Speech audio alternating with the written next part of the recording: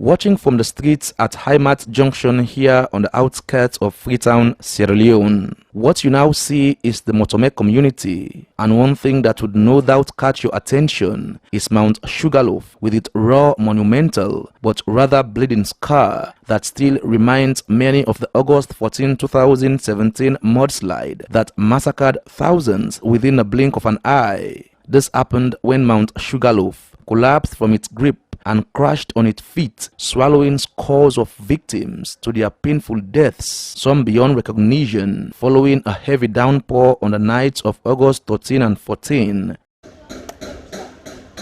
But equally hit by the August 14, 2017 torrential rains and flash floods was the Pentagon community that lies adjacent to the Motome community. Here, almost all the bodies that were swept by the torrents of the flooding waters were tossed down the stream, sweeping more people who were residing along this waterway. Well, the thing may happen at Motome, but it affects we take Kandon Pentagon, SUGARLOAF.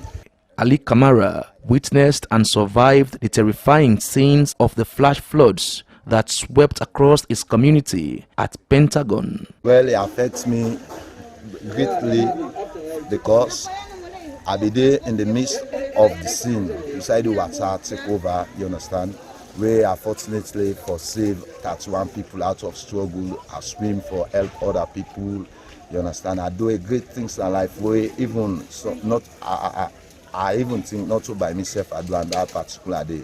5 years on, after this horrific scene in this community, people still take the risk to live in the same houses they narrowly escaped the flooding. If the government is waiting for you, for land because it's land orange and do not profit, not gonna wait for that. So you continue for live here because you don't get side for go.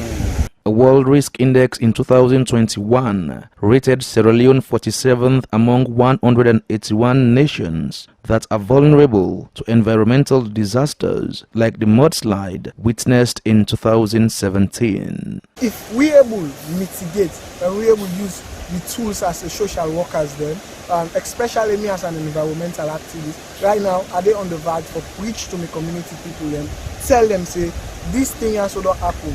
Not so by coincidence, but let me take saying that two human activities then. Meanwhile, authorities at Pentagon community believe they are doing their best to mitigate the risks associated with their community, but call for support from the central government. We form what is called Disaster Management Committee, CDMC, and this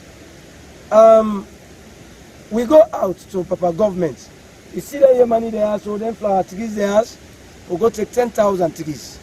With a planter for let ya be observed and reserved as disaster prone area.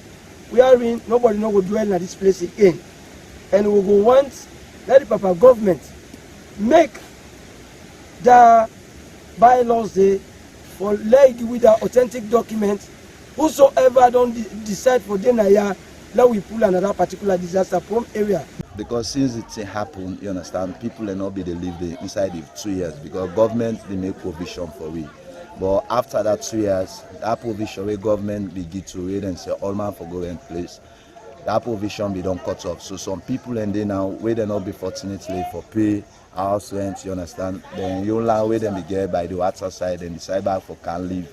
Then begin the book stone, you understand, they put gravel, and they themselves they get in survival. Really not easy. We need help from the government. On the other side, at the mountainous community of Motome, one can still see a Mount Sugarloaf that is still licking its wounds, trying to come to terms as to when or rather how it would get enough manure to grow another forest after the mudslide had scraped off a handful portion of its once blossoming greenery. But what is clear here is that the surroundings of the weeping Mount Sugarloaf are still being occupied by a plethora of buildings being erected or even completed for human habitation. For GLA TV Online, I am Abdullah Gla.